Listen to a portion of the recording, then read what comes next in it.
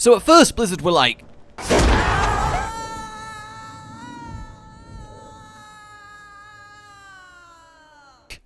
which meant the players were then like, Is it over? At long last. No king rules forever. so the community was all like, oh my god, oh no, Anna's gone, oh my god, she's totally dead. I need to make a 3-minute video reading out the patch notes and then ask for likes and subscribers because I'm a valued Overwatch channel. And then, of course, Blizzard reverted the changes just recently, so maybe it pays to wait and see how things turn out in an ever-changing, fluctuating PTR balance scenario, eh? No, I'm not bitter, what are you talking about? But what I do think about this whole situation is that it's very interesting because it brings up a big topic when talking about the balance of Overwatch and the balance of games in general, and that is the difference between mechanical and numerical strength. And I've touched on this a little bit before, but this is a very focused way of looking at it. And it boils down to, how do you fix it when a hero becomes so ubiquitous that it starts to exclude the other heroes that are trying to do their job but differently in their own way? That is to say, you see so much Anna, she's been such a cornerstone part of the meta for so long now that she just outshines the other healers into relative obscurity. Yes, you still get a lot of Lucio, and again, you get him because of what I will be talking about, but TLDR, mechanical strength, but stuff like Zenyatta, I mean, briefly he was amazing when he could put his orbs through shield, which enabled him to have ridiculous dive comp strategies built around him, but that got reverted, and more so Mercy, who is just, well, at this point, she does need a mercy killing.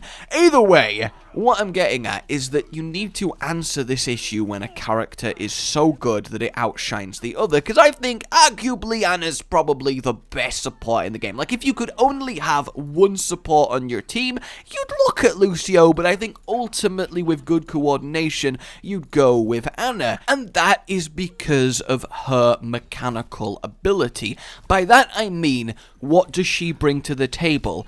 I make enemy not heal, I make ally heal more, I sleep key target or flankers sneaking up on me, and I power boost my ally to do massive damage. She can do those 4 things, and until the numbers get so laughably small that it's just, you know, hilariously a joke, which would never happen, obviously, those 4 things remain as strong as they are because they are binary. They are either the ally is healing more, or the enemy is not healing, or they're not. Yes, you could do something like, well, the enemies only get half healing while the biotic grenade is on them, which is an example of nerfing mechanical strength via the use of numerical tweaks, but that's a little bit too far off what we're going for here. But the simple fact remains, for as long as Anna can apply said debuffs, buffs, can sleep, can ult, she's going to be picked because those things on a mechanical level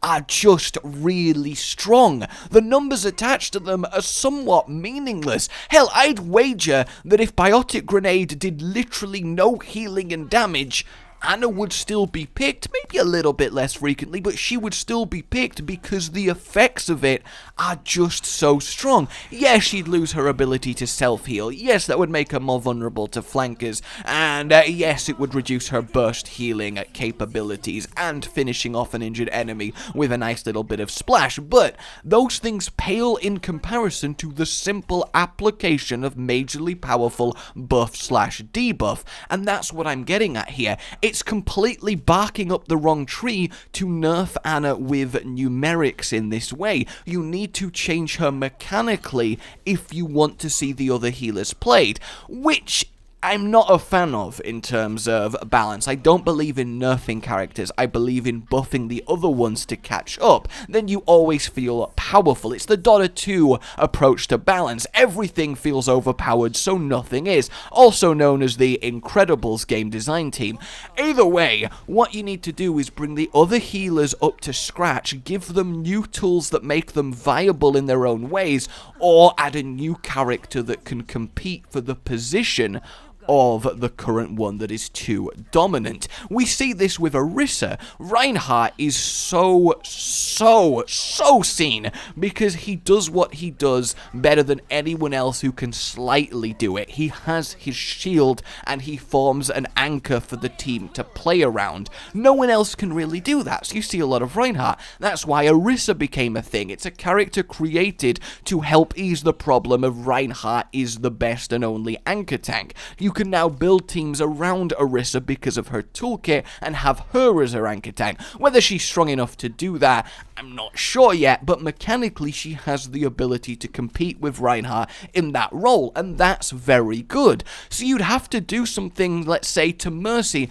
give her that extra ability everyone feels that she needs, give her that extra utility, something useful she brings to the table, so you can go, yeah, we could have Anna sleep, but we'd be losing out on Mercy X. That's the decision that you need to make, because honestly, I think even if Mercy's single target healing was doubled, she'd still not be picked because she's so one-dimensional, and that's really a problem. You need mechanic diversity across the healers, well, across every character, honestly, and I really don't think it's that bad if there's a little bit of an overlap. Not straight one-for-one, two characters have the same ability, but a little bit of overlap is nice. Look at all the different shields in the game. They're all technically shields, but they're deployed and they form in different ways, but you have multiple options when it comes to shields. You don't have multiple options when it comes to biotic grenade debuff and buff and sleep, and that's really the crux of the issue. Hell, Winston is a nice little example. They've made it so his cooldown on his shield starts as soon as it's deployed,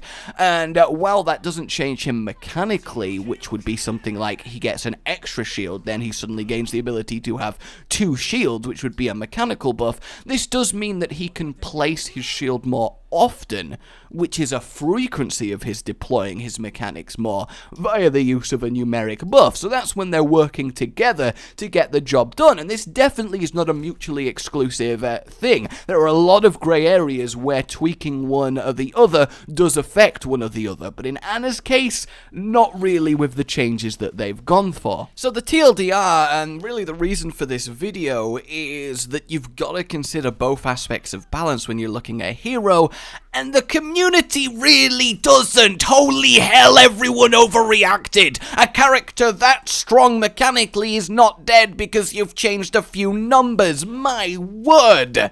She is still gonna be good. I mean, she still is good because they reverted the main change. Her damage out with a rifle doesn't matter. It might make some Annas actually heal and not go, "No, sorry mate, I'm a sniper, you fucking bronze, fucking fine." But, look, there is one reason that this was really good, and, you know, still is with the weapon damage nerf. Anna's main weakness should be getting flanked, and yes, she has the sleep to buy time for allies to rescue her, but the thing is, she didn't need allies to rescue her, because she'd sleep, shoot you, grenade, shoot you, and then you'd be dead, and you're like, oh great, thanks, I just got fucking destroyed by a healer. Whereas now she needs to shoot you 3 times on top of the grenade, which means that she can't wombo combo you with a sleep, so she now does have the weakness of being more huntable down. That is a sensible thing. That does make her weaker in the right places, so I can see Blizzard's method for these changes. I am really trying to focus on the community going, Anna dead! When no, she's not dead. She will be dead when they take away some of her mechanical strength, when they lose the potency of the debuff, when they change the sleep, when they make the ulti even less effective, make it just a damage boost instead of damage reduction. That's what needs to happen. So, yeah, I mean, another good way of looking at it is Sombra. Sombra is a hero that is mechanically strong, and this is really the opposite example. She's mechanically strong because she has the hack, she has the AoE hack, which is great, she's got stealth and teleports. Those are powerful things a character can do, but her numbers were so laughably small and kind of ineffective that she didn't get used. That is an example where the numbers do let down otherwise strong mechanics, and a numerical buff is in order, and indeed she got one. The range at which you can hear her stealth and unstealth got reduced to the length of her hack. That's fantastic. And hell, even with Sombra, they are adding power by adding mechanics, and this is a great example. They are changing it so that hacked health packs can be seen through walls. This is a new thing a character can do. Oh, it would be nice if I don't have to remember where health packs are, because Sombra can let me see them through walls, so cool, we need a Sombra. That is something new she brings to the table. It's not crazy or anything. I mean, everyone knows where the health packs are. We've played the maps long enough, but it is giving her an extra thing she can do, which is a good way to bring a character up. So, yeah, the biggest example is give Mercy an extra utility ability, and lo and behold, if it's, you know, something actually useful, she'll start competing with the other healers again. So, yeah, I just kind of wanted to vent and explain on all of this. I don't know, maybe this was also another useless random Overwatch YouTubers videos, who knows? But I had fun making it. Let me know what you think. Let me know what you have feelings towards the balance and the pick rate of the supports in this game and all of that jazz. You guys are fantastic at adding to the discussion, and I would love to see what you got to say. But for now, like you've enjoyed this, subscribe for more, and I'll see you next time. A goodbye.